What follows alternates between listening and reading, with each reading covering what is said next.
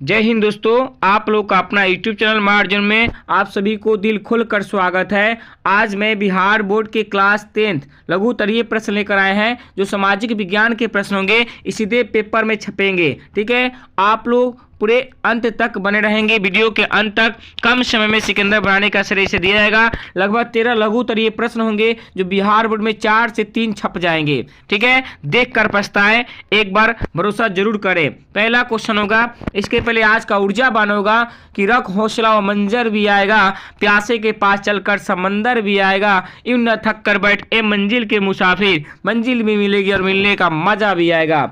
इस तौर पे एकदम लगे रहिए आप। बिहार बोर्ड काफी नजदीक आ चुका है, थक कर ना बैठे, मंजिल को प्राप्त करके ही उसको खोपड़ी में छेद करनी है। ठीक है, पेपर के हर पहलू से आपको अवगत कराऊंगा।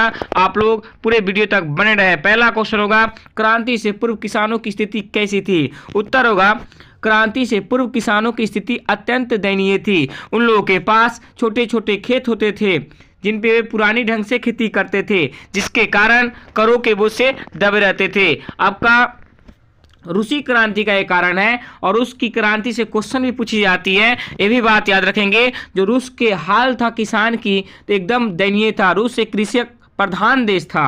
देखा जाए तो वहाँ की जो किसान थे वो छोटे छोटे खेतों में पुराने ढंग से खेती करते थे और वही ढंग से कारण वही पुराने ढंग के वजह से वो लोग हमेशा कर के बोझ से दबे रहते थे। इस प्रकार किसानों की स्थिति रूसी क्रांति से पूर्व दयनीय हो गई थी। ठीक है, याद रखेंगे।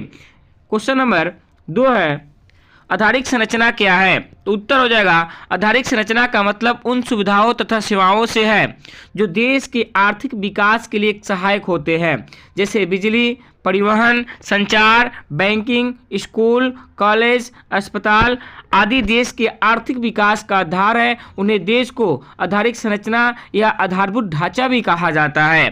ये कुछ ऐसे पॉइंट है जो देश को मतलब देखा जाए तो देश का आधार है, उसके बगैर देश चल ही नहीं सकता है। ठीक है, देश के रीढ़ है। जैसे आप बैंकिंग हो गया, परिवहन हो गया, बिजली हो गया, स्कूल हो गया, अस्पताल हो गया। याद रखेंगे। क्वेश्चन 3 है, आउटसोर्सिंग किसे कहते हैं? उत्तर, जब बहुराष्ट्रीय कंपनियां या अन्य कंपनियां संबंधित नियमित सेवाएं एवं अपनी कंपनियां की बजाय किसी बाहरी या विदेशी स्रोत या समूह से प्राप्त करती है, उसे आउटसोर्सिंग या बाह्य स्रोती कहा जाता है। ठीक है, इसमें जो कंपनी क्या होता है कि अपना काम को लेकर खुद नहीं करेगी, दूसरे से करवाएगी, दूसरे से सेवा प्रदान कराएगी, उसी को बहुराष्ट्रीय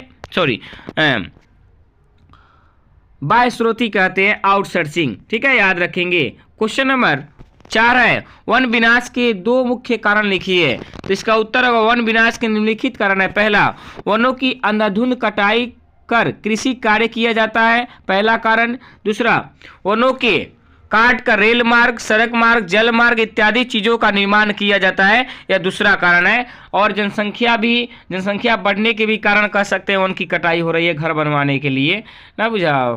क्वेश्चन नंबर 5 है, अब्रक क्या अब्रक का उपयोग है? उत्तर होगा, अब्रक का उपयोग बिजली के मोटर डायनेमो हवाई जहाज भट्टी की चिमनी सजावट का सामान, रोगन चिकनाई के तेल तथा अग्निरोधी सामान आदि बनाने में अब्रक का उपयोग किया जाता है। अब्रक का उपयोग किया जाता है, याद रखेंगे। क्वेश्चन नंबर 6 है, सूखा के प्रकार बताइए। तो इसका आंसर होगा, सूखा के प्रकार निम्नलिखित 3 होता है। पहला, सामान्य सुखाड़, दूसरा कृषि सुखाड़ और तीसरा मौसमी सुखाड़। ये भी बात याद रखेंगे। सुखाड़ एक प्राकृतिक आपदा है, ये भी याद रखेंगे। क्वेश्चन 7 होगा कि निचार तेल शोधक कारखाने का स्थान निर्दिष्ट कीजिए। तो उत्तर में लिखेंगे, 4 तेल शोधक कारखाने निम्नलिखित स्थान पे है। पहला, डिगबोई असम, दूसरा तारापुर महाराष्ट्र, तीसरा बरौनी बिहार, चौथा अंकलेश्वर असम। ठीक है, याद रखेंगे। क्वेश्चन नंबर 8 है, जल विद्युत उत्पादन कौन कौन से मुख्य कारक है? तो उत्तर हो जाएगा, जल एक अक्षयशील एवं नवीकरणीय संसाधन है जिससे उत्पन्न शक्ति प्रदूषण मुक्त होती है। जल विद्युत उत्पादन के लिए सदावाहिनी नदियों में प्रचुर जल की राशि नदी मार्ग में ढाल जल का तीव्र वेग, प्राकृतिक जल प्रवाह होना अनुकूल भौतिक कारक है। ठीक है, याद रखेंगे। क्वेश्चन नंबर 9 है, नदी घाटी परियोजना को बहुउद्देशीय परियोजना क्यों कहा जाता है? उत्तर होगा, नदी घाटी परियोजना को बहुउद्देशीय परियोजना इसलिए कहा जाता है क्योंकि एक साथ कई उद्देश्य की प्राप्ति एक साथ की जाती है, जैसे बांध बनाकर पानी इकट्ठा कर मछली पालन करना, बिजली उत्पादन करना, मिट्टी का कटाव रोकना, सिंचाई करना, बाढ़ रोकना इत्यादि। ठीक है। क्वेश्चन नंबर 10 है, निम्नलिखित नदी घाटी परियोजना किन राज्यों में अवस्थित है? हीराकुंड और तुंगभद्रा रिहंद। तो देखा जाए तो हीराकुंड उड़ीसा में है, तुंगभद्रा आंध्र प्रदेश में है और रिहंद उत्तर प्रदेश में है। ये भी क्वेश्चन याद रखेंगे। ये भी कोई पूछ सकता है कि रिहंद परियोजना किस राज्य में स्थित है? तो उत्तर प्रदेश में, या हीराकुंड उड़ीसा महानदी पर।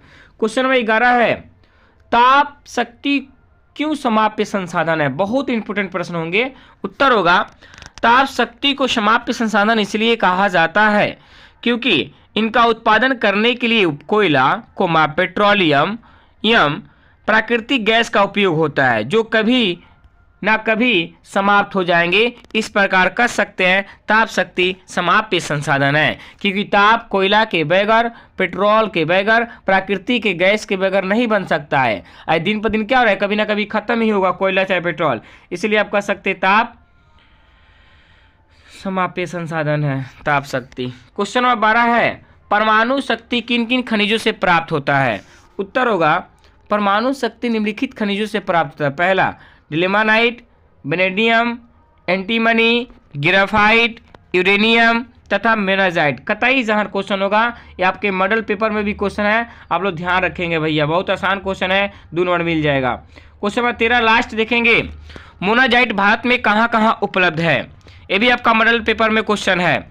उत्तर होगा, भारत में मोनाजाइट केरल राज्य में प्रचुरता से पाया जाता है। इसके अतिरिक्त तमिलनाडु, आंध्र प्रदेश, उड़ीसा आदि के तटीय क्षेत्रों में यह पाया जाता है। ठीक है, याद रखेंगे। मोनाजाइट सबसे अधिक कहाँ पाया जाता है? तो केरल राज्य में सबसे अपार मात्रा है। उसके बाद तमिलनाडु, आंध्र प्रदेश, उड़ीसा के आदि तटीय क्षेत्रों में भी पाया जाता है। आप लोग इसको देख लीजिए, अच्छा लगा तो प्लीज़ लाइक कीजिए और नए चैनल पर हैं तो सब्सक्राइब कीजिए और शेयर कीजिए। कम समय में सिकंदर बनाने का श्रेय इसे दिया जाएगा। माँ 8 जून माँ सरस्वती का सीधे इस पर कृपा होगी, सीधे उनका मतलब देखा जाए तो ध्यान होंगे और यही प्रश्न सीधे छपेंगे। ठीक है, माँ 8 जून चैनल। धन्यवाद। जय हिंद, जय भारत। माँ शारदी कहाँ तू बीना बजा।